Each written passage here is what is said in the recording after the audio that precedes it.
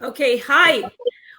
This is a great day. This is a great and wonderful day. My name is Michaelene March, and this is Coffee and Chat Now. And we are going to have a coffee and chat. So I hope that you have your little cup of coffee or your cup of tea or your glass of juice, because we are going to talk today about breast cancer. We are going to talk about that because we know that breast cancer does not only affect women, it has no respect for gender. It affects men and women. So that's the first thing we have to get out of our head, is that myth that is only women. No, it's not. It's both men and women. So we are going to talk about that.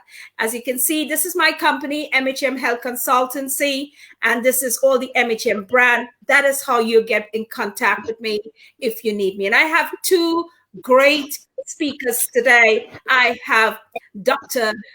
Beatrice Addai-Wiafe, and she is a renowned specialist in breast cancer. I mean, I met her at the Economist World Premier Conference in regards to breast cancer. She's going to tell you all about that. She is ideal. If you're any part of the world, whether you're in Saudi Arabia, whether you're in America, whether you're in the Caribbean, and you want to pay for treatment, she is the CEO of the Peace and Love Hospital, which is in Kumasi.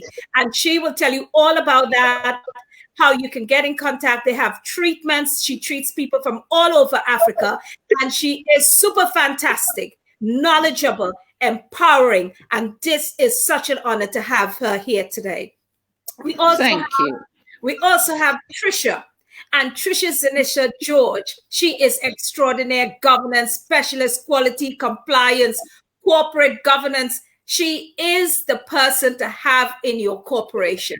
And she's here today as a patient voice. She's actually going to tell us her experience. She's going to share that with us. And we are so happy to have her on board. And let's just have a conversation. We are not going to bombard you. We're just going to have an open conversation. You can send us much questions and we will try to answer that within this short space of time. So now I'm going to go and tell you a little bit. So this is the company. That's who I am, Michaelene March, and I am renowned for being into business and health consultancy, and I'm a fellow of many institutes, and I'm also the CEO of MHM Health Consultancy, and I'm really proud to say I'm in Ghana, Jawalu. I've learned to pronounce it properly. I'm in Jawalu. I also have a Thai business, and I also have a business solutions, helping companies to streamline their businesses. So I would like to introduce Dr. Beatrice. Dr. Beatrice, would you introduce yourself, please? Yeah, thank you so much. I'm happy to be here. It's very exciting. And I want to greet all of you, both men and women. I bring you very warm greetings from the offices of Breast Care International, BCI America, and the Peace and Love Hospitals. So I am a consultant breast surgeon, the CEO of the Peace and Love Hospitals. We have a branch in Kumasi and a branch in Accra on the Spintex Road. President of Breast Care International and BCI America, the chairperson of the Ghana Cancer Board, the chairperson of the Ghana NCD Alliance, and a member of so many boards in the US and in Ghana. And I'm happy to be here, and I'm always excited to talk about breast cancer, not to scare anyone, even though it's every woman's nightmare. We just have to brave the storm and know that there's always a light at the end of the tunnel. We have to be bold and speak about it and not hide it. And when we find it early and we tackle it early, we are always going to be victorious. So I think today is going to be an exciting day, and I welcome you all to join us. Thank you. Yes, and if you want the details, you can see the contact details there, the email, and also the two numbers that you can dial to get in contact with her or her team. So it's all there. Breast Care International and Peace and Love Hospitals are waiting to embrace you. All you need to do is to contact them on that number. Even if you wanted some basic information, even if you had a concern, even if you weren't sure. And if you live in the UK to Ghana, it's not a long journey and it's the same time. You get into Kumasi is brilliant. It is beautiful. I love Ghana. So let's go on to Tricia. Tricia, if you'd like to introduce yourself, please. Hi, good evening, everyone. I'm Tricia, and I'm honored actually to be invited onto this forum just to be able to share a bit of what my journey so far has been, you know, from the day I discovered my lump till today. I am a nurse by background. At the moment, I excel, I would say, in governance and risk management. And I'm hoping that coming out of this session today, even if it's one person, would take something away from it, and the impact, you know, will spread to other people. Fantastic. And so for you to know, you know, this is our coffee and chat, and we are going to talk about breast cancer. We're going to spread awareness. And again, I'm your host, and we are so excited about this because breast cancer is the most common cancer amongst women, and it's also being identified more and more in men worldwide. So with that, what we want to do is that we're going to start having a conversation. We're going to start having conversation now. I mean, can you, we'll start off with you, Tricia. Mm-hmm. This has been an incredible journey. It has. It has been an incredible journey. Can you just take us back to what you were doing on that morning you woke up, and what you were doing and what you probably had planned for that day before discovering, you know, that lump? Okay. So it was an ordinary day. Woke up, got myself ready, went to work, functioned at work, came home. And as is the custom, you know, you have a shower, then you have something to eat, relax, unwind a bit, and then off to bed. And it was whilst having my meal, I was, I suppose, multitasking because I was eating, chatting with mom, looking at the television, and a bit of food fell down my bosom. And being distracted, I just reached down without looking or anything and actually held the lump in my fingers. So, of course, there was shock. There was surprise, and then, you know, try and think, okay, what does this mean? What do I need to do? So that was my discovery, quite by fluke. It wasn't, you know, as they, you know, they advise us, you know, do your breast checks, etc. It wasn't any of that at all. It was just by pure chance that I found this this lump. And did you used to do breast checks before that? Did you used to do breast checks? I have to admit, no, I didn't, because at that time, I mean, I was heavily endowed. There's no doubt about it. And I just didn't think that I needed to be doing that. There was no family history of breast cancer. There were no changes, no visible changes in either of the breasts that, you know, would have triggered or alerted me that I needed to, you know, have investigations done or anything like that. Okay. So and you discovered there's a lump, you have to go to bed. I mean, did cancer come in your mind, or did you think this was like a cyst? Because you were a clinical person, you're a theater nurse, and I know how the mind runs. So did you sort of think, oh, that's a little cyst, it will, or did you automatically put two and two together? No, I didn't. I just thought, oh, it's just a cyst that will go away. So the following day, as you said, being a clinician, I contacted my GP surgery, made an appointment for the following week, and it just went from there, to be honest. When I saw the GP, she examined me and she said, she, took the family history. And like I said, there's no history at all of any breast cancer or any form of cancer in the Wow. family. Yeah. And so she was like, oh, it is most likely a cyst, but we're not going to take any chances. I'm going to refer you up to the hospital to be seen by the the breast clinic specialist. And Okay, so, within a week. Yeah, so within a short space of time, I remember, from the time that happened, and you telling me within a short space of time, you had the diagnosis. Yeah, went up to the clinic, still quite not putting anything together. Saw the registrar, and because they do a one-stop service from the clinic appointment, it was down to have a mammogram and an ultrasound done. So, my head was swirling, but I'm still not thinking that is the diagnosis that I'm going to get. And they also took some biopsies. So I was in no way prepared for anything other than seeing a breast surgeon or a breast doctor on that day. But then I had all of these series of tests and done.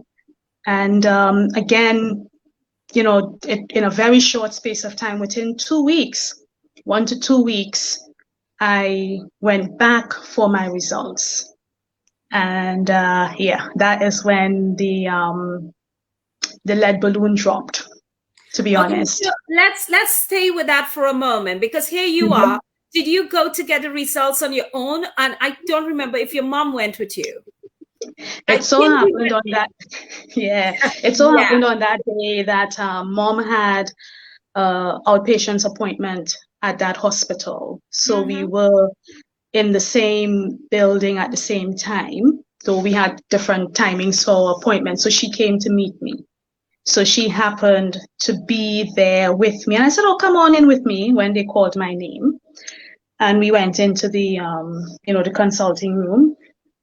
And I saw more than one person in the room, but I'm not thinking that it's going to be life-changing news. But I did wonder why this particular specialist nurse was in the room. And they were very quiet, very somber. But again, still, I am not thinking anything along that line. So, we sit down and the registrar is speaking to me. Yes, you did the mammogram, you did the ultrasound, you had the biopsies done. And then he took a deep breath. But still, and then he said, I'm sorry to inform you that it shows that you have breast cancer. Wow, that moment there, just that moment. You heard those words. Yeah. And mom is not well, and you heard those words. Yeah? I froze. Yeah. Can you tell me about that? I froze. I heard that and I froze. Mom was sitting to my right. I did not look to my right because I heard her gasp. Yes. And I thought, I had the presence of mind to think, if I look in her direction, she is just going to start bawling this place down. So I didn't look at her. I just kept staring straight ahead, not saying anything, not moving. And everyone in the room was just quiet, looking at me. And then eventually I just said, take them off. Wow. And that was the day you called me and you said, Michaelene, I've made a decision. Take it off. And I go, but take it off. Why? And then you go, I have it. And I'm like, have what? And when you told me, you were so matter of fact, and you made that decision. What made you, because most people would say, okay, let's work with the one that it's there, and then we keep one. What made you decide to just radical mastectomy? What made you decide to do that? Well, because you don't know what are the chances of this cancer showing up in the other breast at any point in time. It has appeared in one. At that time, we had no idea what staging or grading we were at, but we knew that it was there. And I'm thinking to myself, because I'm a theater nurse by background, I am not prepared to be going through lumpectomies and repeat surgeries and, all that. I just did not want that. If we're going to deal with this, we're going to go in radically. We're going to get all of it out, and then I move on from there. So this kind of took them by surprise, because I went from absolute silence and stillness to just saying, take them off. Okay, so can we hold that there for a moment, and we will get on to Dr. Wiafe and speak to her, and then we come back to your story, because this is really key, and it gives you time to breathe as well, and to just, because this is such a powerful story. It's a powerful story, and want people to really get into this. Dr. Beatrice. Yes. Self-examination. Yeah. So thank you so much, Tricia. Yeah, when you're really well endowed, it's really difficult to really, find anything that's abnormal, because it, as Tricia, you said, it looks quite normal, isn't it? Yeah. So yes, thank you so much, Tricia, for sharing your powerful story. And I see a lot of experiences that women can derive from your experience. What we actually do not want women to do is to do these incidental findings, because you are lucky that you found it at a time when it was even operable. But some women may not do anything. And in Africa, we don't have the luxury of going for mammogram and such checkups. So we advise women, not only in Africa, even some of our sisters in the diaspora also do not go for the checkups. So we advise our women to examine their own breasts. It's important. It's yours. The organs are for you. So take some time and examine them. And if you find anything, you don't stay with it. I'm happy you did not stay with it. You found it and you went straight. Maybe because you are a theater nurse, so you understand. Yes. But a lot of our women, when they find it, and because it's not painful, they think it's nothing. Once there's no pain, women have the tendency of thinking that there's no danger. So whatever you find in your breast, don't assume it's nothing until it's proven otherwise. So go ahead to the hospital when you find something. And we also have something we call the clinical breast examination. That because we don't have a screening mammography in most developing countries, we advise women to take advantage of clinical breast examination, which is done by a trained nurse or a trained health professional to examine the breasts for you, especially those with endowed busts. You need to get somebody to examine them for you. And women who are from 40 years and above, we advise that they go for their mammogram. In Europe, you go for your mammogram from age 50, but That's in correct. America, but in America, in Africa, we advise that women go for their baseline at 40 years. Because that's interesting. Yes, because breast cancer strikes earlier in the Black woman. So if you wait, if you wait until you are 50. Statistical evidence. So I'm really glad that you brought that up, because I keep saying, and that's the reason I founded the BAME Health Collaborative. there is great discrepancy in regards to clinical research and findings, that the pathway and the journey that they have for certain illnesses fits perfectly in the Caucasian scenarios. Yes. But in regards to that treatment, assessment, and in even the pharmacological aspect of it, it is very different for a woman who is from the Black, Asian minority ethnic group. It's very different. So I am thankful. I was going to bring that up. So I'm really thankful that you brought that up. So go ahead. Yeah. You're right. You're right. Because we have a different tumor biology.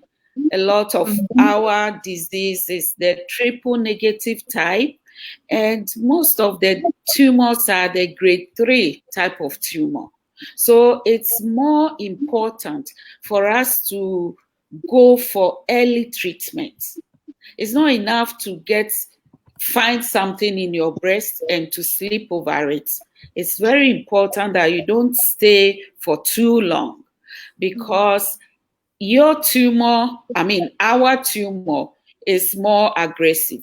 So if you stay with it for a long time, then you give it the chance of spreading to the vital organs. That is what we Africans should understand.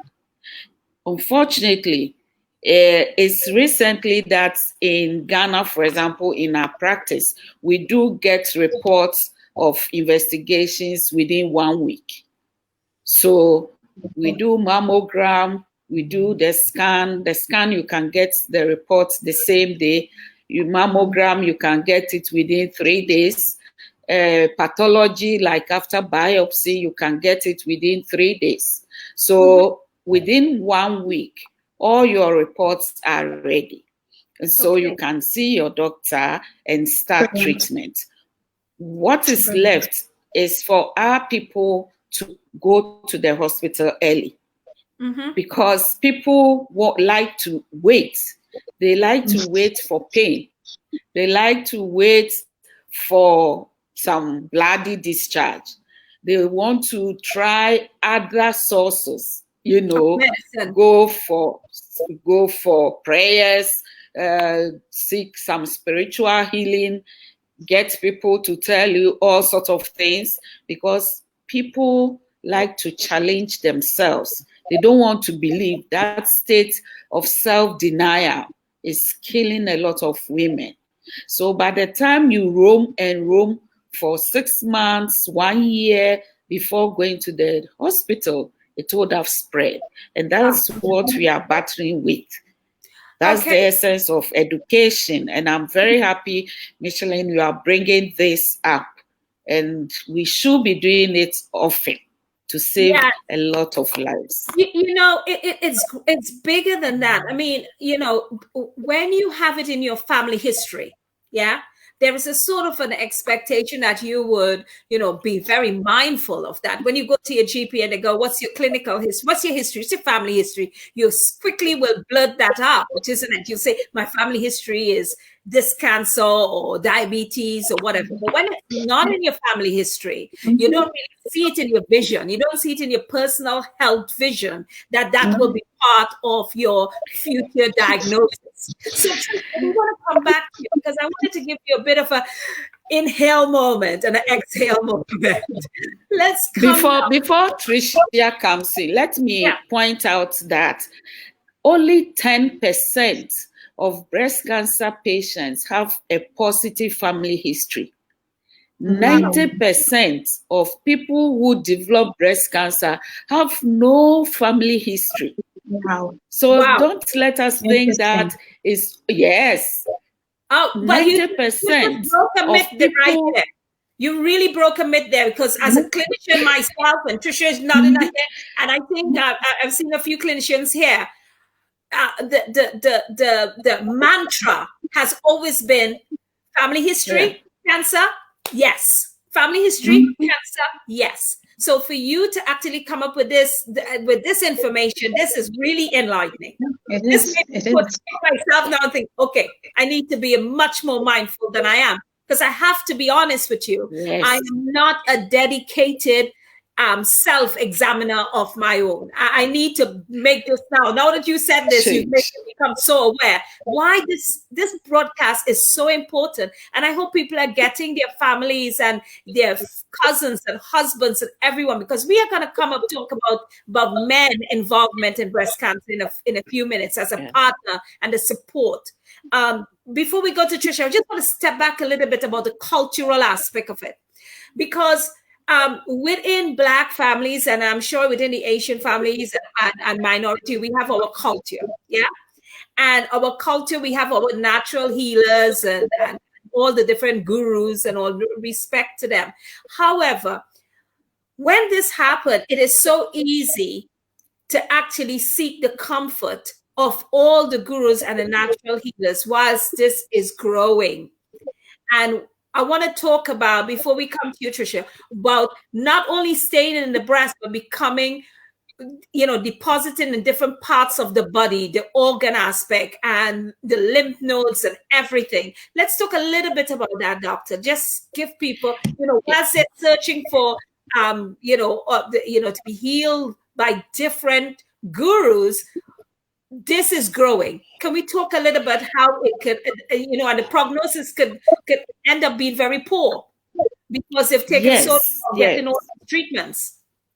Yes, this is very important, and especially as Blacks, we are very superstitious, and we, even when something has beaten somebody, we want to attribute it to somebody.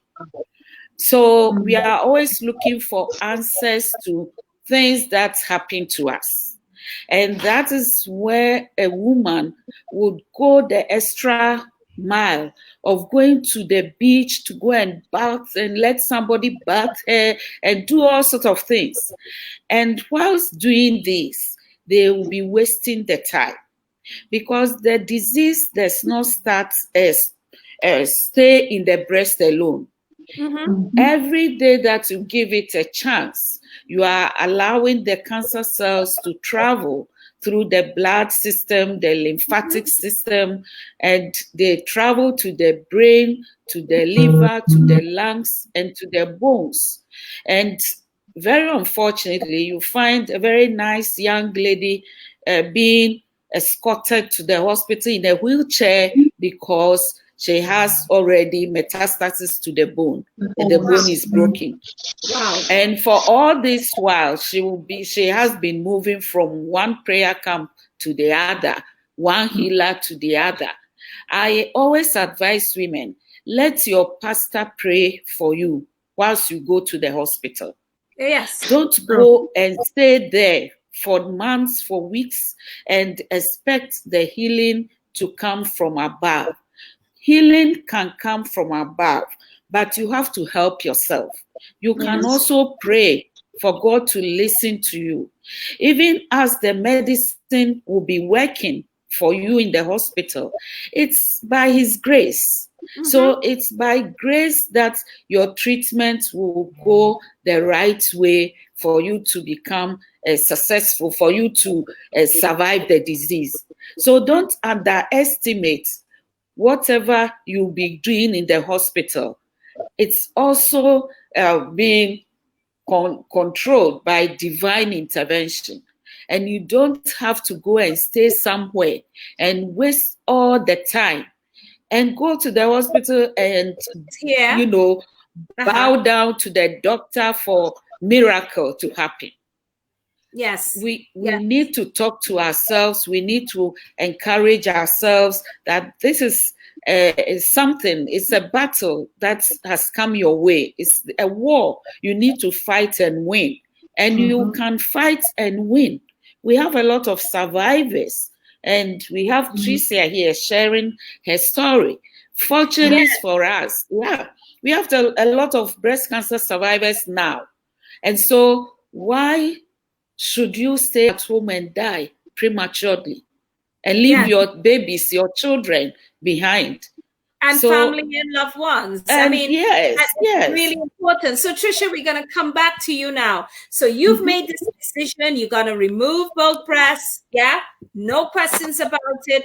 How are you keeping yourself mentally? Because, you have your family as well, concern, your mom, and I know you have great support. How did you keep yourself mentally? Because going to bed, doing the usual employment, you're working with colleagues, you still have your deliverables. You're not off sick yet. No. Yes, so you got this news, but you still have to work because you know how it works here. You can't get time off yet. You need that 6 certificate. And how are you managing? Tell people who are listening, how did you manage that emotional turmoil up and down and still being so rational? I blocked it out. I have to be honest. I blocked it out. I compartmentalized everything. And when it was confirmed that is what it is, and I transferred to another hospital, to another consultant, and we decided on the course of action that we would take, I just put that in one part of my brain.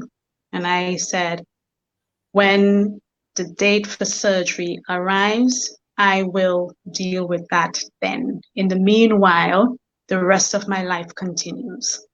Wow, so I didn't get down in spirit or anything like that. I just did what I had to do every single day. I prayed a lot. I functioned at work. I functioned at home. But I just put that to one side. I said, wow. I am going to beat this, but until that day of surgery, it will stay there and I will carry on with the rest. Wow. It baffled Mom. I have to say it baffled her because I think she was more visibly stressed than I was. And she convinced herself, that I was hiding from it, but it's not that I was hiding. It was just my way of coping. Now, not everybody else will be able to do that. Not everyone else will choose to do that. It's really difficult. I don't even know. I'm mentally strong. I certainly don't know how I'll be able to cope with it. Especially but then I have a support network. That's the thing. I have a support network. So although there was that side of me that was apprehensive, I didn't let that overpower or overshadow everything else. Wow. The thing is, as an only child, you become so self-sufficient. When it's bad, you manage it on your own. When it's good, you manage it on your own. Yeah. And, it has its downsides as well as its good sides. And I watch you through this journey. So tell me about, now it's coming up one day before your surgery. Yeah. Okay. And you don't know the outcome. Yeah. Have no idea about this. And you are preparing to go to surgery the next day. Just sort of walk us through Tricia getting up in the morning, yes, you're going for the surgery. And what are your thoughts? Some people say they make a list. Some people say, well, did you have anything at all? Did you start thinking anything negative, or you were only focusing on positive outcome? I was just focusing on positive outcomes. I mean, the day I worked up until 2 days before my surgery. The day before my surgery, I had to go to another hospital to have the radioactive dye injected so that they could identify the sentinel lymph nodes, because they needed to determine, if it had spread to my lymph nodes. And that was a challenging experience. And what I noticed on the journey up to that point, every time I had to go for a hospital appointment, that's when the emotion would come on in the hospital. Wow. As they did, investigations and tests and so on. That's when the emotions would come on in that moment. But before that appointment and after that appointment, I was back to being on autopilot. Wow. But yes, because when you're in that moment where they are doing further ultrasounds, they're taking further biopsies, you're going for MRI scan, etc., that is the real reality hitting that there is something not right with you. And they're doing this to determine what it is and what exact course of action to take. So that those were the emotional bits for me. The day of surgery, I woke up early because we had to travel to the hospital. So I moved out of my local hospital, and I said my prayers. Mom traveled with me. We got there. I was cool, calm. I wasn't worried at all. I was so calm, and I kept saying to her, "Don't worry, it will be fine. We have to believe it will be fine." And she stayed for as long as she could. Then she had to make her way back home because she had to go for dialysis. But then I had, a friend there, and I'll call her name Dr. Natalie Johnson. She was there, and she stayed with me until I went into the anesthetic room. Yeah, well done to her. And I was calm. She was calm. That's her specialty. She was calm, and she's just saying, "It's be right, Tricia. It'll be right. You have your faith."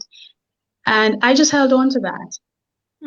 I held on to that. And I remember, the anesthetist saying to me, "Oh, you'll be drifting off to sleep." And I'm thinking, I'm not drifting off to sleep. I didn't know anything after that. I went off to sleep. I went off to sleep, with a hymn, singing a hymn. And I didn't know anything until I woke up hours later on the ward, still singing the hymn. Oh, wow. So let's go into Dad, let's just leave you right there on the wall, because now it's post-surgery. Yeah. And I remember, it's post-surgery. You've walked this journey. Dr. Beatrice, this is the journey now. Yeah. We've got the diagnosis and surgery is required. Is there a right way, or that clinicians that we could convey that, you have cancer and the only way is to have surgery? And is there any right words as healthcare professionals that we can say? Is it any right environment? Is there any way that we can do this to improve, or it just is as is? Yeah, I think we can actually be more friendly. And as we understand that people are different. Some people can break down and cry. Some can just fall to the ground, and you have to do all sorts of things. So every patient is different, and the way they take the message. So we have to be ready and be there to support. She is lucky, and all along she's talking about the support she has. Back here in Africa, sometimes you are alone. The diagnosis is given to you and is between you and your God. Sometimes you want a relative to come, but the patient doesn't want anyone to know about it. Some people want to keep it to themselves. And some persons will invite friends. That's fine, once there's somebody to come. But you see, the most important challenge that our patients have is financial. We don't have that system which will absorb all the costs involved in the diagnosis, in the treatment, rehabilitation, etc. But fortunately, we have breast cancer survivors who are always ready. In fact, we have employed 2 breast cancer survivors in the Peace and Love Hospital. One of them is post-mastectomy, and the other is post-lumpectomy. So they are there to hold on to the newly diagnosed. So immediately they come on board before even we call in the psychologist. Yes, right there from the consulting room, they are there to just put their arms around their necks and What start a great navigating idea. them through the treatment. That is something we can learn Yeah, here in the yeah, yeah. UK. And I do, for my friends and colleagues and friends who are in America, that is such a great idea because that takes care of the emotional and mental well-being of that patient who may have to go A home lot. and have, partners or families Yeah, who would be, supportive. That is fantastic. I like it. yeah. Yes, it's very helpful. Sometimes a woman will refuse mastectomy, but by the time the survivor is done with her, she comes back smiling and saying, "I agree." So it's always important to counsel and advise her for her to understand the right way to go. Sometimes we also have husbands who prevent the wives from undergoing the treatment. Yes, from And having the wives, yes, a yes. mastectomy, chemotherapy, they will say, no, we won't And allow. can I tell you, that is not only for Africa and the other countries, third world countries. I can assure you that this happens all over the world because one of the things that we don't offer, and I see Stephanie Thomas is saying that about husbands having counseling, partners having counseling, and they having counseling about what is breast cancer and the need to actually be supportive and for them to understand, because breasts have always been seen as a sexual tool. Yeah, they feel that if that's no longer there, that therefore that person cannot be, i.e., their wife, their partner, their loved one. And I think it's a lot of counseling. What's beyond that, actually? Do you get a lot of men who should be examining themselves as well and actually promoting the fact that a lot of men are having breast cancer and it goes missing? It just, no one talks about it. Yeah, yeah. It's because the men think they don't have breasts. But so these days, when we are educating women, we involve the men as well. In fact, every woman has a man in her life, and every man also has a woman in his life. So we don't want to say this one concerns only women. The woman may be a wife, a sister, a daughter, a mother. And so the man also has to know. These days we invite the husbands and we counsel them as well.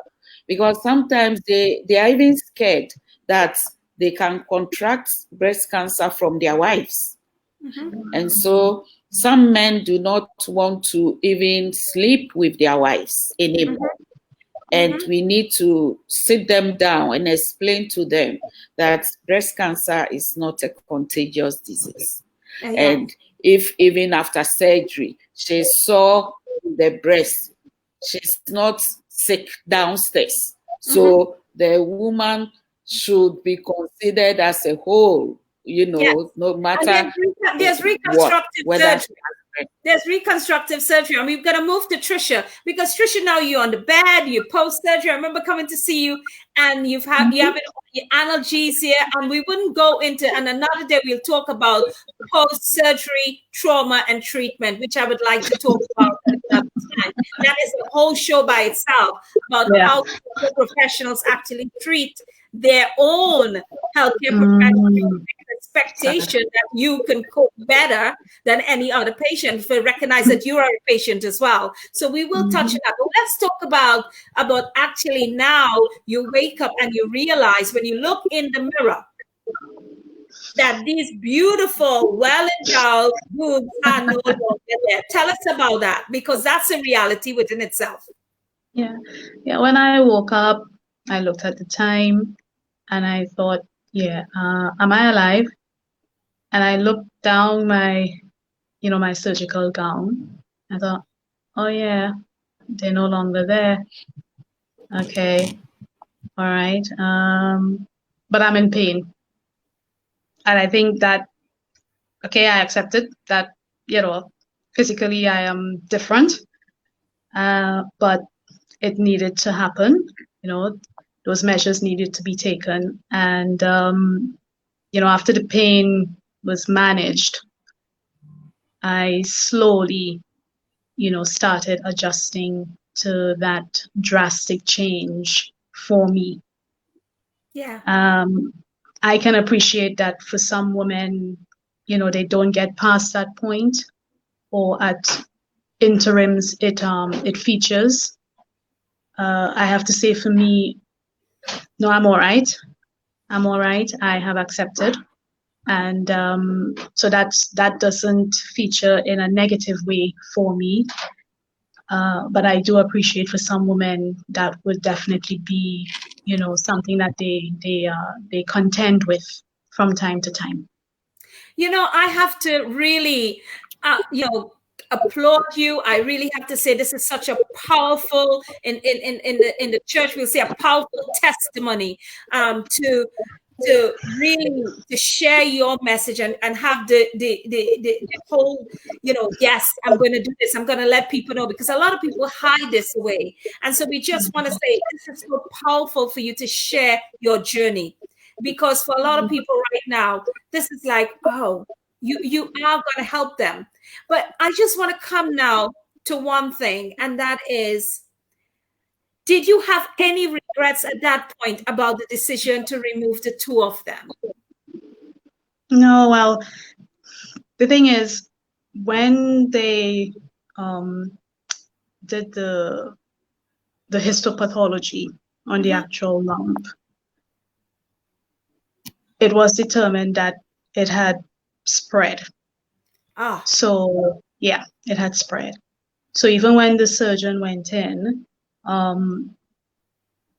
they see the physical changes inside that you can't see outside. And from those first set of results, that directed her that my only sensible option would be a mastectomy. So we spoke about it. We explored the different options, because I said I wanted reconstructive surgery at the same time. Yes. I didn't want to have a series of surgeries. I was adamant about that. And also, again, because I was so heavily endowed, it did not make sense to have nothing on one side and, the full amount on the other side. I would be lopsided. That didn't make any sense at all. And I just said to her, what is the sensible option here? And she said, this is the sensible option. And then I had the choice of, do I want to have an implant, or do I want to do a flap? And that led to another experience in terms of exploring those options. And I came back to, let's do an implant. Yes. Yeah. But the options were there, and everything was explained.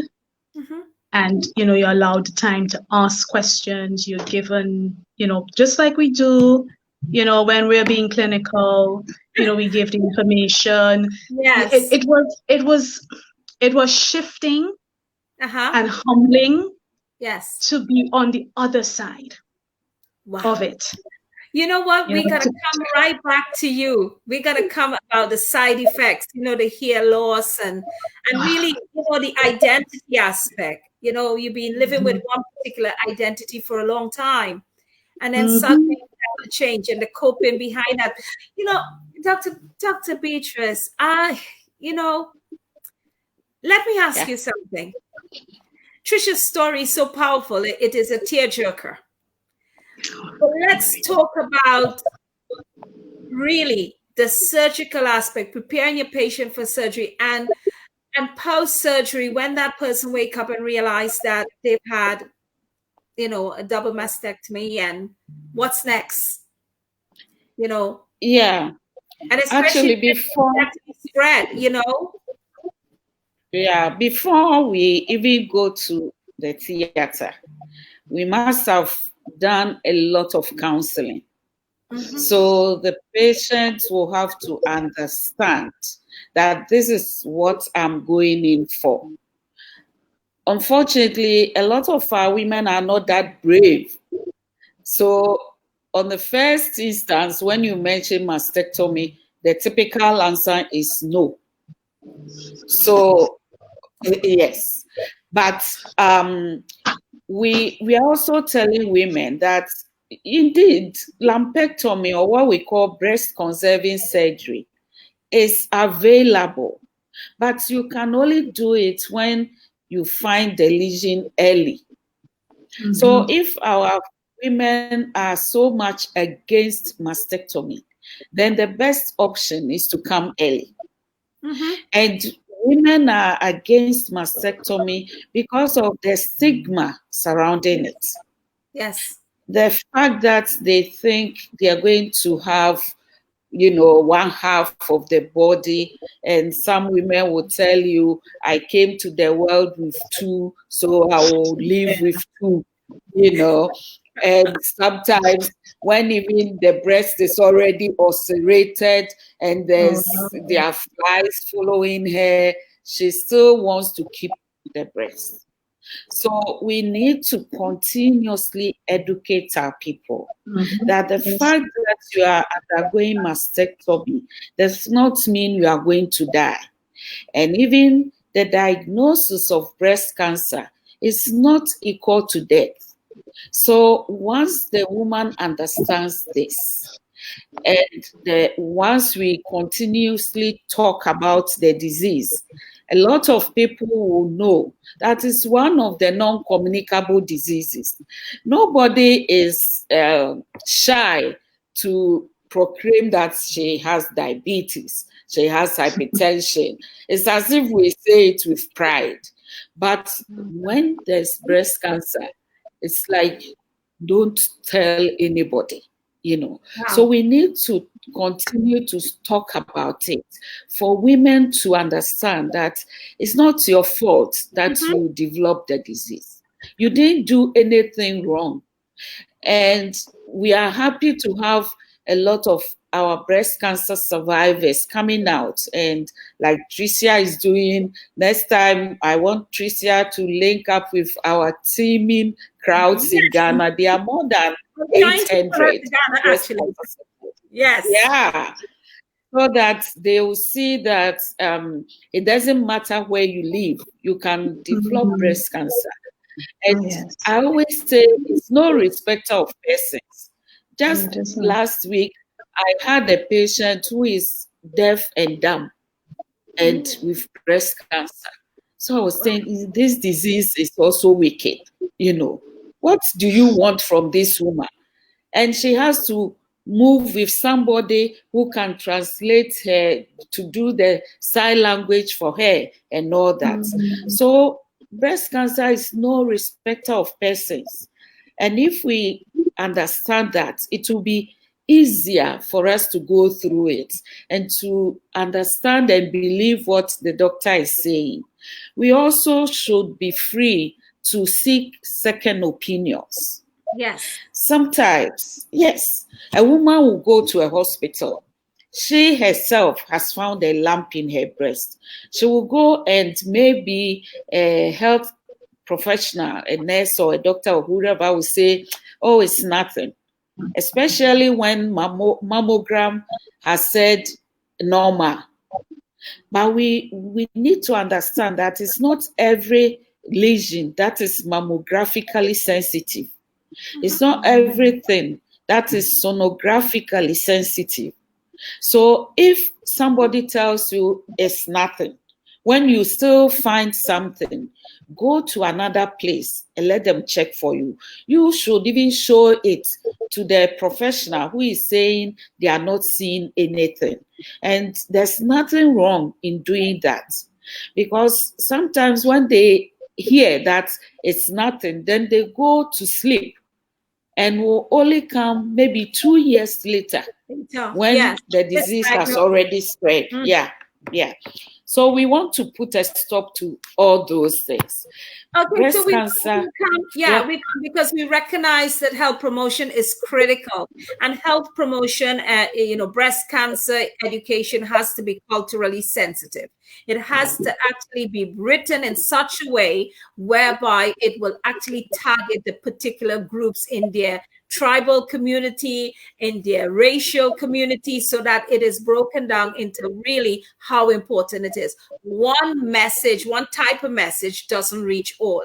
And it's really important for community leaders, church leaders, all these different leaders that are influential in their community to actually drive the message that breast cancer awareness is significant, it's important, just like prostate cancer that is missed. We're going to talk about that on another day, but it's really important.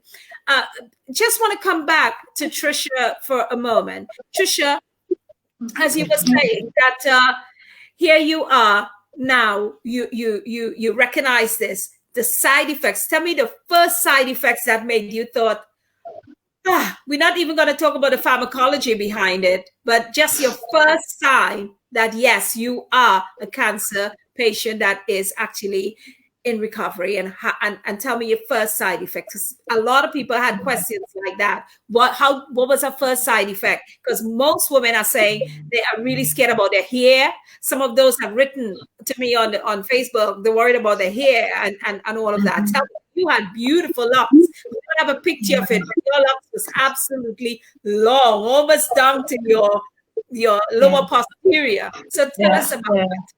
Yeah, I had hip length dreadlocks, and pretty soon after surgery, within the first week, my appetite changed. I had no appetite.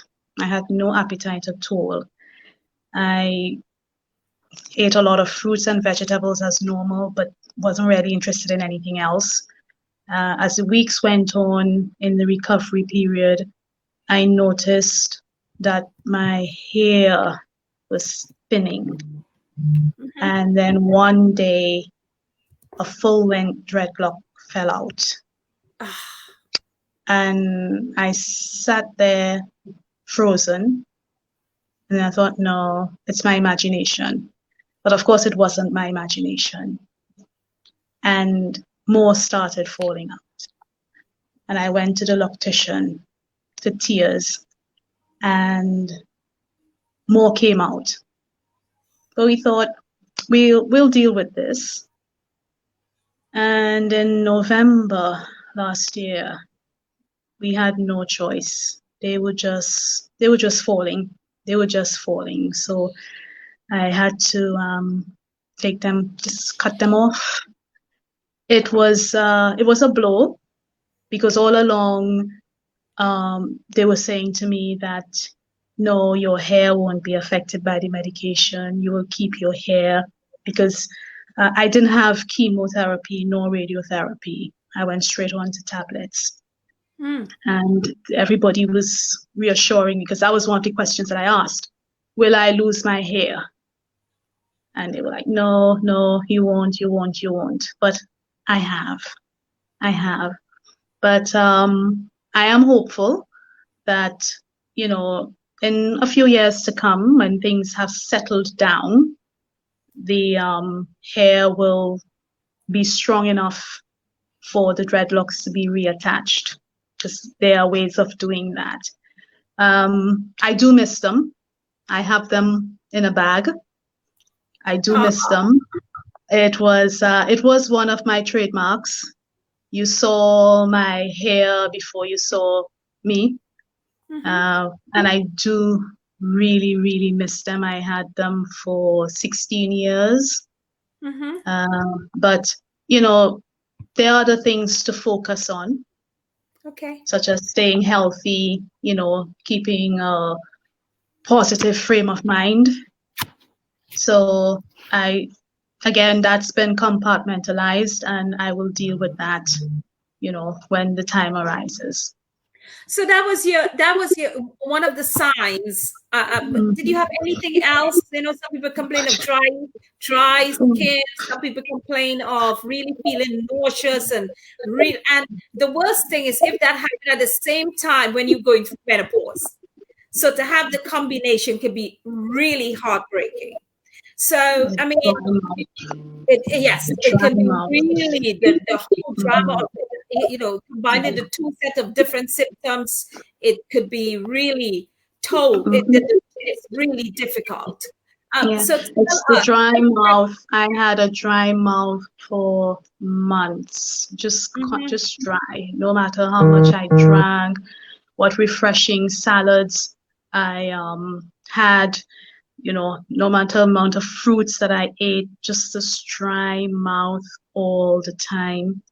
And then it was this plunge into the depths of hot flushes. Mhm. I was, it was overwhelming. And it got to the point where one day I was on the phone to the PA of my oncologist because my appointment was not for another year. And I said to her, I cannot cope with this. I need to see her. You need to bring my appointment forward. I cannot cope with this. And she was quite good. She was able to bring forward my appointment. So we juggled, the medication a bit and still going through it, but I'm Yeah. coping. I'm coping. I'm coping compared to, that time last year. It was, no, it was a big deal. It was a really big deal. It was challenging because, just this really intense heat, like you're on fire and nothing. So, I just have to sit still because I can't move and then just let it ride for as long as it lasts. And then I could breathe. But You then know, you're anticipating the next one. yeah. So Tricia, during that point in time, did you have any sort of feeling depressed, feeling really low at any point whereby you thought, I need counseling? Because, I haven't heard you talk about counseling, getting No. offered support counseling, or is it that you didn't accept it?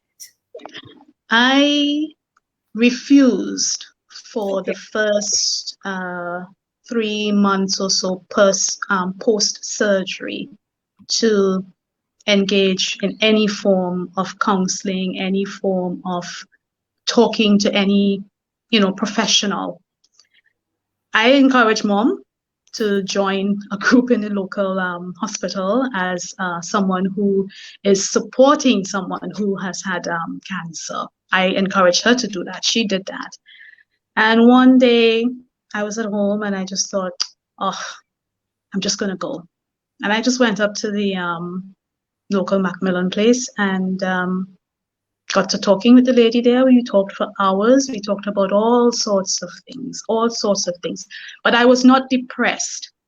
I was just determined that I was going to come through this. I was determined that I was going to fight this all the way. I was determined that it was not going to consume me. I was not going to become a victim of it. Okay. This has happened. These are the surgical measures that we've taken. And I am now in another phase of my life. So Yes. I was determined not to let dark moods and, feeling sorry for myself and feeling sad and low in mood and that sort of thing. I was determined that was none of those, not one of them was going to be a feature for me. Okay, so before we go off to Dr. Beatrice, if I can just get you to sort of summarize where you are right now, and then we will get onto the clinical aspect and explore that a little bit into the next, whether or not someone use tablets or they use radiotherapy and all of that. So just summarize where you are today. Tricia? Oh, you're talking to me. Sorry. Sorry. Today I am in a good place. Mm-hmm. I am on my medication. I will be on that for another 4 years because Mm-hmm. I'm now 1 year post-surgery. So another 4 years. Due to COVID-19, I haven't been able to attend hospital for my yearly mammogram on the other breast, what's left of it. But I am sure, when systems get back to a sense of normal, all of us who, were put on hold will be back in the system. I'm in a good place. I'm in a good place, not depressed, Mm-hmm. functioning as best as Mm-hmm. I can, though there are days when the brain is a bit foggy. I do get tired. Fatigue was something that I had to battle with in the first 6 months or so post surgery. But being at home, I'm able to pace myself. Working from home, so that has helped a lot. Eating well. I've always eaten well. Lots of fruits and vegetables, fish, that sort of thing. I do mild exercises. Still get some niggles, as the nerves sort themselves out, but that's not overwhelming. I cope, and I'm just looking forward all the time. As I said, this is another phase in a new volume of my life. So Mm-hmm. I am just constantly looking forward and not allowing, things to distract or detract from what I call my new lease on life. Because for me, this is another chance that I've been given, because this could have gone, horribly wrong for me had it not been picked up when it was picked up and the way it was picked up and dealt with.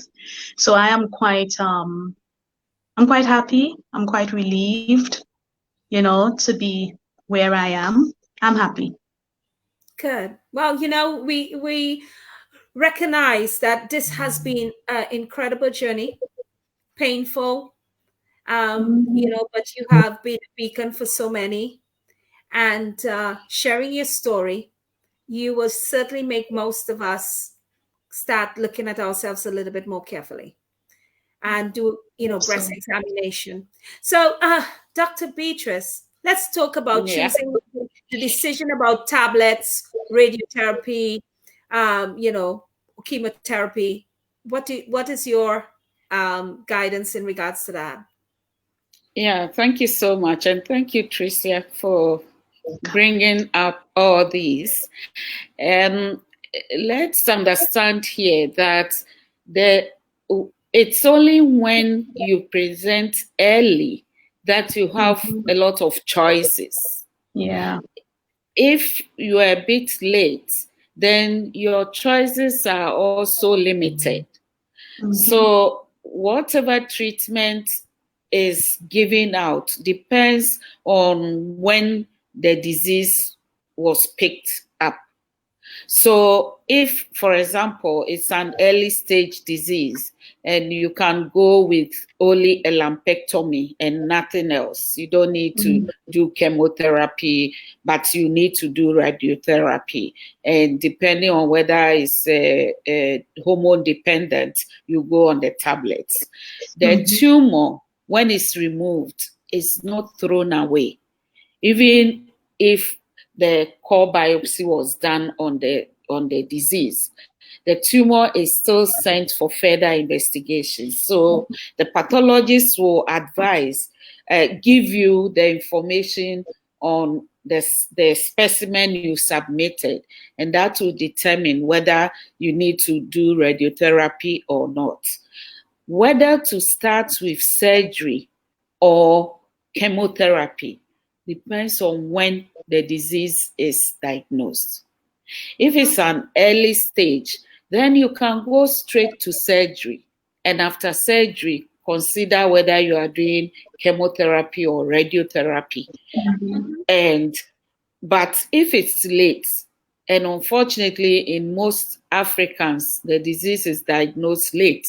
So we have to do what we call neoadjuvant chemotherapy to downstage the tumor before you can even go ahead and do surgery. And when you do the surgery, whether it's mastectomy or lumpectomy, we have to check the lymph nodes. In settings where you can do the sentinel, then it will be determined whether it's only one lymph node that is involved or how many, and whether you need to clear, because clearing the axilla also has its own complications. Yes. That, Yes, you know, most women develop lymphedema, which is troublesome in future. So, but you see, all depends on the stage at which the disease is diagnosed. And that is why I always talk about breast self-examination. Whether you are doing it in the shower or in your bedroom alone, try and do it. We shouldn't wait for the disease to catch up with us. We should be on top of events. So most often, if we find it as an incidental finding, the disease would have been there for some time. Because even by the time we are able to touch the lump in the breast, it should be about 1 centimeter. And there are cells which start growing. So they start growing little by little. By the time you touch it, it must have been there with you for maybe 6 months or even 1 year. But when we do the breast self-examination, it gives us the sense of how even our breasts look like and how they feel like. Because every woman's breast is different. Yours might be a little lumpy or very soft.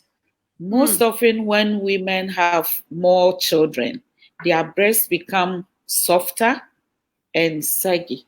So in that type of breast, it's very easy to look through it.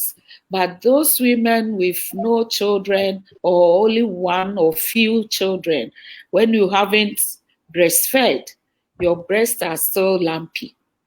And that is when you need to be extra careful, because you don't even only have to do the mammogram. You need to add ultrasound to it. Because when the breast is very dense, the X-rays, the rays of the mammogram is not able to penetrate well. So the mammogram can come and be normal whilst you have something in the breast. Wow. But so the key is to know the type of breast you have.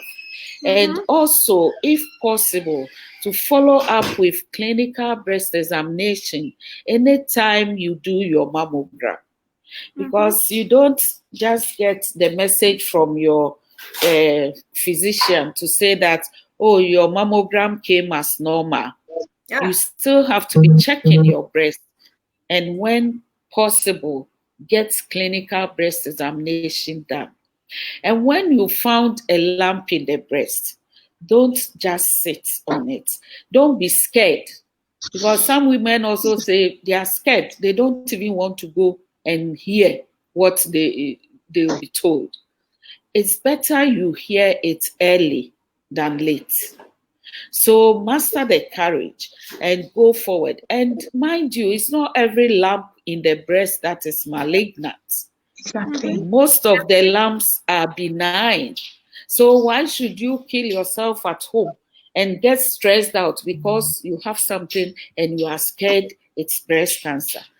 What if it's not breast cancer? Why should you worry? So go ahead and let's check for you. And go to the extent of even having a biopsy done. It's only the biopsy that will show the cells that are in the lump. And that those cells, the pathologist will give you the answer, whether they are malignant cells or they are benign cells. And I always say that if we want to cure breast cancer, we must find it early. Because That if is you very don't find, powerful. That is yes, extremely powerful what you said there, because, coming back to your earlier statement is that, that examination, because of, like, for myself, I've had a normal mammogram, and now you saying this is really important. That's why I've done this show, is because you so rely on the mammogram. I rely on the mammogram. It's normal. Okay.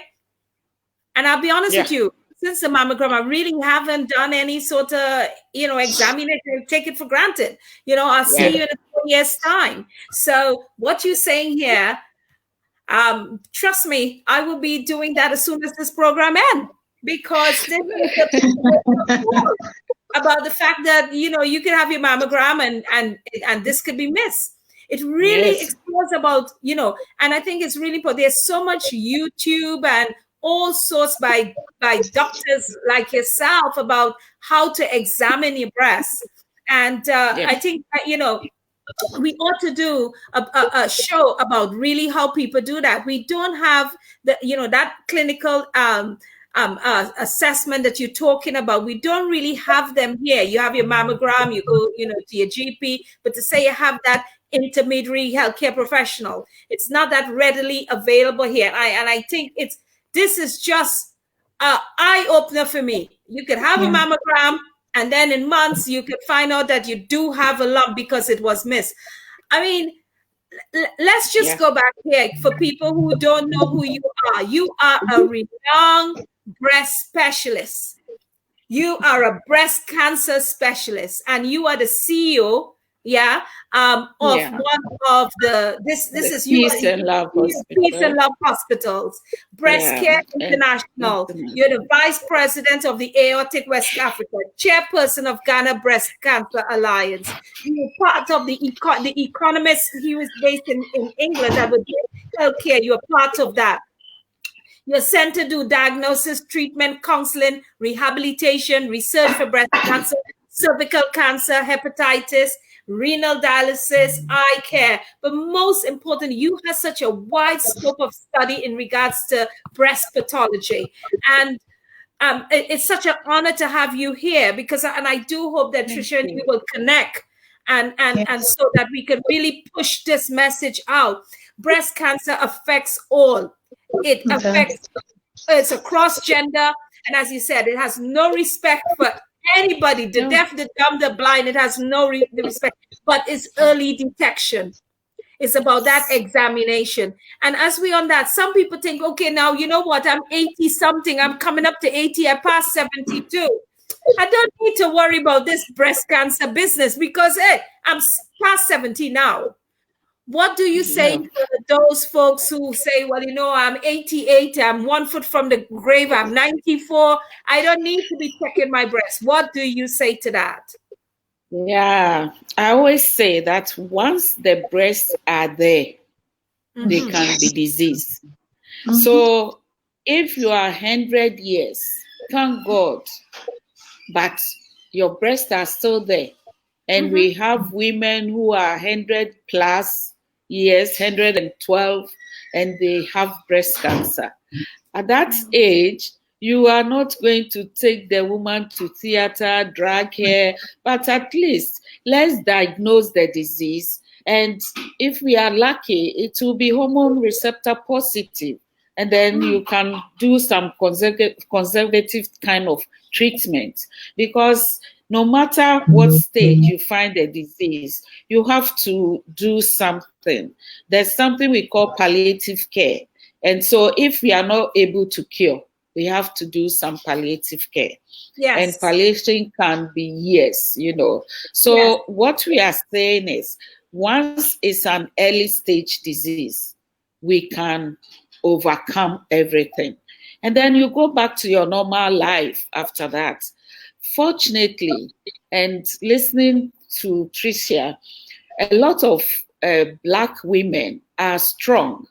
Strong in the sense that they don't experience those severe hot flashes that the Caucasians have. Yes. So very few Blacks do take the hormone replacement therapy, because we are able to cope. And so And we know that if you have breast cancer and you want to take this HRT, it's not the best. So we try to advise our women. It's not comfortable, but please try. And your body is strong. You look at the things that women overcome, especially in our part of the world. You can't imagine so many serious things, starting from being single mothers, playing the role of a father and a mother and a grandmother all in one, and still going about her duty as to try to keep fit, try to find some money to treat herself. And so those of you in the diaspora, I must say you are lucky. You are lucky because our sisters back in Africa are really suffering, and with no help, no relatives who can even support them. Sometimes women do not have money to even pay for transportation to go to the hospital. And here, a woman can go to the hospital anytime she wants. We don't have those strict appointments that you have out there. So she can go in 2 weeks, even after 1 week when she feels like going, she can go. But so let's just pick up on some of the participants and some of our viewers. Stephanie Thomas has been there, and she said that yes, Stephanie, we said BME, we said all women who have the BME, they struggle too. And one thing she said is that midwives check breasts and teach women to do so. But what about the women who are not mothers and haven't given birth, who are not actually in contact with midwives? We're talking about all the other women who may not fall in that category. And my dear friend Dee, she has a very good point. There needs to be more support when you get your diagnosis. And I think that is critical on two levels. One, if you actually give a diagnosis to someone from the BME community or even from the non-BME community, it is very important to find out their personal history, their family history. Are they going back home alone? You know, do they have a mental health history? Their emotional stability before you actually tell them about that diagnosis. And not only that, is the follow-up in regards to that. That phone call, are you okay? Is there anything we can do? Keep it in contact, because for some, they don't think about the treatment. They don't think about the positive outcome. It is like a death sentence. And that brings about serious depression for someone. And Dee has a very good point that more support is needed. And I must say that what is happening in Ghana would be something that I certainly would be sharing with my colleagues here, about having that intermediary, which is patient survivors actually there in the clinic. And as soon as they get that diagnosis, we'll be able to go off with them and give them a beacon of light, a sense of hope, a bit of a patient experience, the experience, be able to share their story with them at that moment. It will help a long way. And I really appreciate that. I mean, we have Rita here who is saying, thank you, doctor, for educating us on breast cancer. Joy said, Tricia, your story is powerful and I applaud you. Professor Rutimi came on earlier and he said, it's nothing like the patient's story. So we have quite a few people here who've been speaking and leaving comments. But let's just tidy this up a bit. Let's just come down now. We want to tidy this up a bit. Tell us something, Dr. Beatrice. If it's your 10 top tips for anyone who's listening, despite their age and background, what are the 10 things that anyone should do in regards to the prevention aspect? So you can give us one or two on the prevention. If they have been diagnosed, what is your tips to them in regards to that? And I know you talk about second opinion. And then post-surgery, that care, that continuous care, because it is an impact on your identity. It's an impact on your body, your whole sexual being, your whole being as a woman. What is that like? And any advice that you can give us so that we can actually share here. And then we'll come to Tricia. So thank you so much, and let me thank all the distinguished men and women who are here with us and listening to us. Thank you for your comments. I want to say that breast cancer can affect every woman, and we want to be breast cancer aware and not scared. It's very important to be aware that it's there. It can happen to every woman, but don't let us be scared by it. Let's also not forget about our breast self-examination, which is very important. Let's do it every month. If you are still menstruating, do it once a month after your menses. If you have stopped menstruating, do it once in a month. Pick a day in the month and do it. It's very important. Once the breasts are there, they can be diseased. So don't think about the fact that you are postmenopausal, you are 80 years, your breasts are there and they can be diseased. Again, let's seek a second opinion if we are not convinced with the first opinion. Nothing stops you from doing that. It's your life we are talking about. So let's go for a second opinion if you want to. Again, before surgery, make sure that you have all the information you need so that you don't regret afterwards. If you don't understand anything, please ask questions. Even when you leave the consulting room and you remember a question, go back and ask your question. Yes. We are lucky to have the survivors in our hospitals, and we have a program called HOPE, helping others through personal experiences. Mm-hmm. So these survivors share their stories with the newly diagnosed. They call them, and there's a call to and fro. So yes, survivor can call the newly diagnosed can call the survivor even at midnight when she can't sleep. She can call and get a shoulder to cry on. Mm-hmm. The absence of support is dangerous.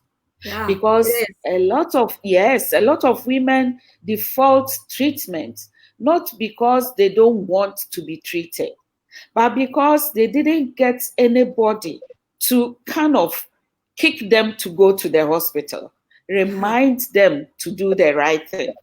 And here, women have their children to take care of. There may be their husband to take care of the family. So if there's a little money, they would think about what to do with it. Should they use it for transportation to the hospital, or should they use it for the children to go and buy some school items? So if you are not careful, she'll choose those for the children. But we want women to understand that when they are healthy, when they are alive, the children prefer that. They should make sure that they are alive and healthy to take care of the children, and not rather think about the whole family and leave themselves. A woman may be thinking about everybody, but not herself. Mm-hmm. So let us be a little selfish. Yeah. Let's be a little selfish. Especially if he's and in an think extended about family. ourselves. Yeah.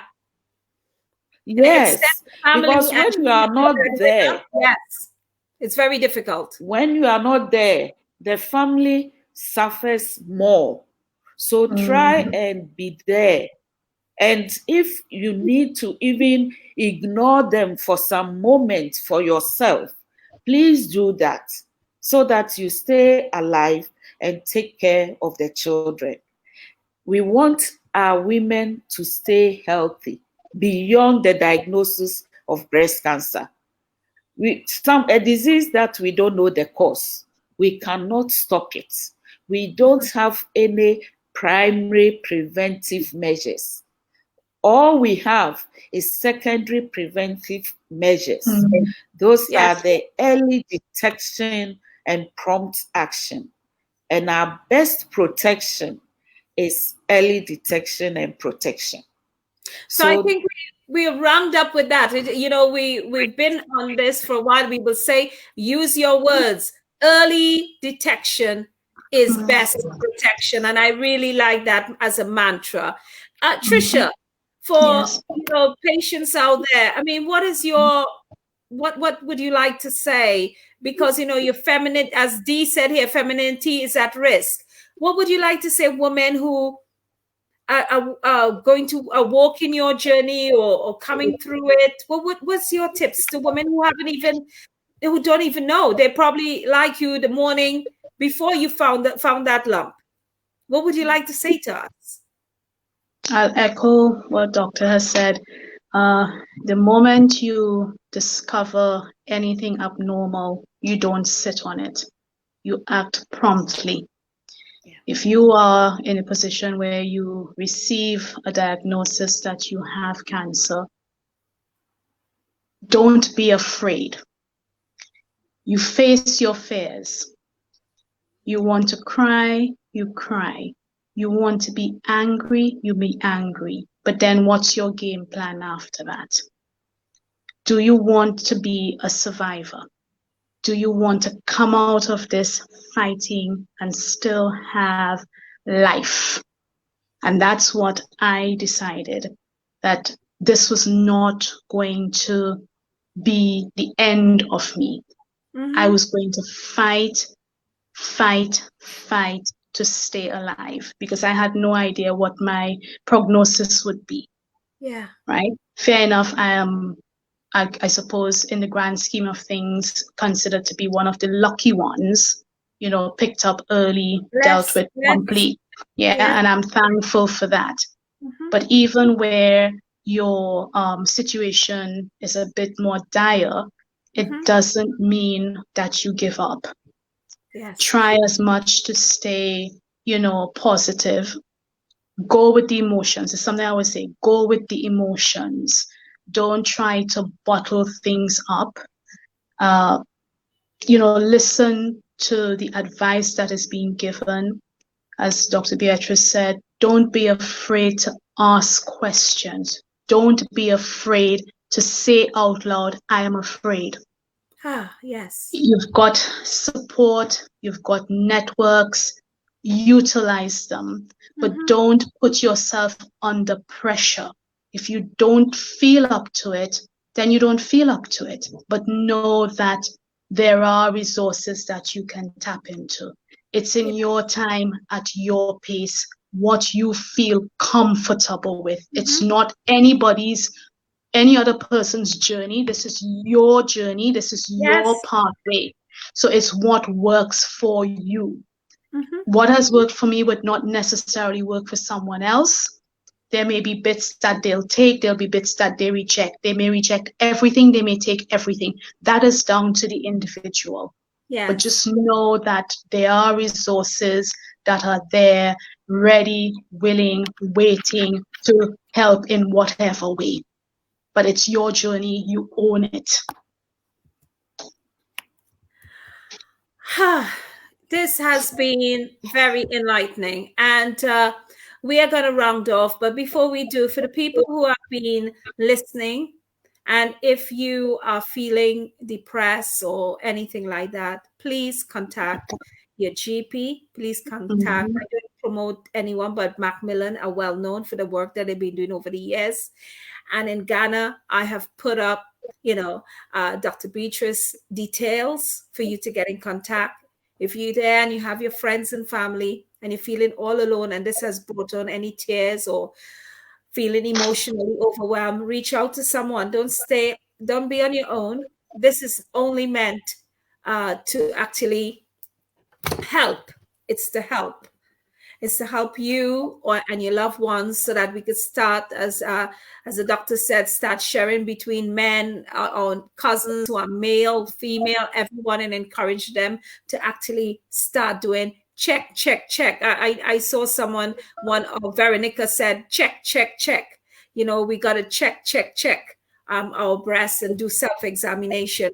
This has been a great and powerful webinar. And so I will just go back here. If you want to get in contact with Dr. Beatrice, this is her details. Her details here. She actually treats people from all over the world. You get in contact with them on this number. There's her email. You can email her. They have accommodation that they can put you to the nearest accommodation to their hospitals, even if it's for eye treatment, eye care, renal dialysis. If you think you have hepatitis, that's something we need to talk about, because so many people have hepatitis and they're not aware of it, all the different types. Cervical cancer, treatment, counseling, and that breast cancer, Breast Care International, Peace and Love Hospitals will be able to accommodate you. And we thank you for that. Tricia, we just want to say right now that we are really thankful. You are a healthcare professional. You're also a trustee on so many, on two well-known charity, Tough, and also on BHC, which is the BAME Health Collaborative. And it's such an honor to work alongside you. You're such an experienced quality specialist, and you have a proven compliance in the NHS. And we just want to say that right across the board, all healthcare professionals, and even the people who are watching here, are really moved by your message. And I hope that you will pick up Dr. Beatrice on the offer to actually be sharing some of your story. I know that you have an article in the Macmillan report. You could tell us a little bit about that, please. Tricia, tell us about your article. Okay, the article is actually with the World Cancer Research Fund, WCRF, and it was just capturing, a bit of my story so far. So I was put on to them by a member from my church and got to talking, and I've actually signed up to be a survivor champion for them and to be involved in reviewing articles, because they produce newsletters.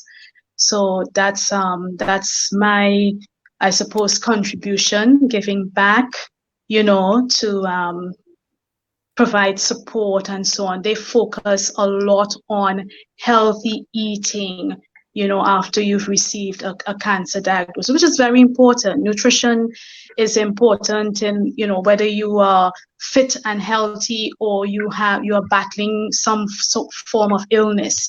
So, and there's so many myths around, different foods and the effects and, feeding cancer, etc., etc. So this is something that I'm really looking forward to being involved with. And that's the World Cancer Research Fund that I'm involved in. Yeah. I hope that you'll come back and tell us about reconstructive surgery and that journey. We look forward to hearing from you. Stephanie said something real. Stephanie Thomas, who is here, she said, husbands could also help in checking too. And I totally agree. Yeah, what do you say about that? Yes. In fact, I've been advising husbands to play towards their wife's breast. Recently, a lot of husbands stopped looking in the direction of their wife's breast, especially when they've been married for years. And instead, they start looking elsewhere. So they should now start going home and be checking their wife's breast for them. Because sometimes, especially in the developing world, you find some women even hiding their disease from their husbands because they don't go there, so they don't know what's happening. And they are scared that their husbands will leave them when they are diagnosed with breast cancer. And some husbands have been doing that. Recently, we had a visit by the Bishop of Calcutta and Dr. Mark. They visited Ghana and to talk about the role of religion in breast cancer control. And it came up that men also have a lot to do, because the men who divorce their wives when the wives have been diagnosed with breast cancer are rather killing the women. That's the time the woman needs the husband. She needs the husband to stand by her. And even if not providing financially, the emotional support, psychological support, which is very important. Sometimes the women do not get it. So we want the men to be involved. And if you've been going there and you realize a lump in the breast, you should rather encourage her to get treatment. Mm-hmm. And I think coming back to that, it must be a conversation in the home. Mothers should have that conversation with their sons, so that the next generation will take this. It's like breastfeeding. People used to be like, don't breastfeed in the public. Hide yourself if you're gonna breastfeed. We need to start having some of these conversations in the house. We are gonna sign off. Coming to the end of this broadcast. One final word from you, Tricia, before we do. Stay strong. That's what I would say to every woman. Stay strong. Fight for your life. Thank you. And Dr. Beatrice, what would be your last words? Yeah, I want to encourage all women and men not to forget about breast cancer.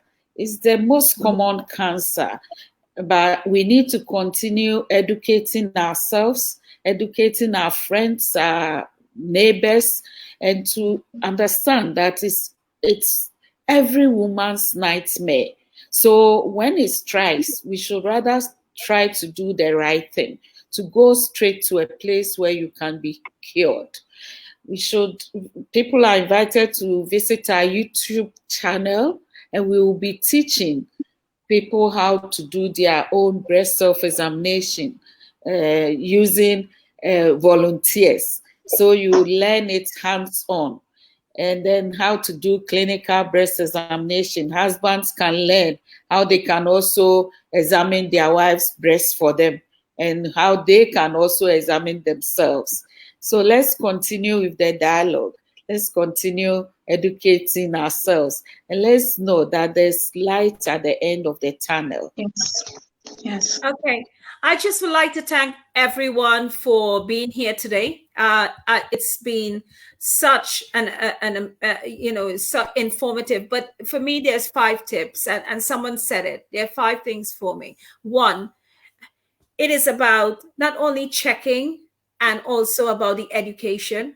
But 2, when you do find out, or if you do find out that there's a lump, it may be benign, it may be nothing there, that you don't go off to people who are not skilled, who are not breast cancer specialists. There are many clinicians out there. There are many healthcare professionals, but that might not be their skill and their expertise. And going to the wrong person because your friends know them or because you heard good things about them, it doesn't mean that you're going to get the right treatment. Please seek expert advice. People who are breast cancer specialists, they understand the pathology. They have really a good track record.